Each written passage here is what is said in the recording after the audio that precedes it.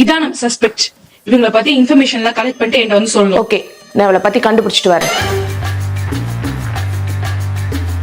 நீ எங்க போனாலும் பின்னாடியே நான் வரேன். ஐயோ பாக்குறாங்களே, ஐயோ என் காலு.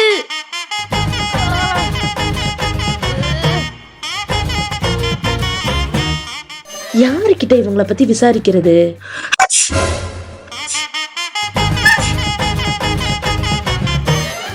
ஆஹா, என்னமோ பேப்பர் தூக்கி போட்டு போறானே. ஐயோ,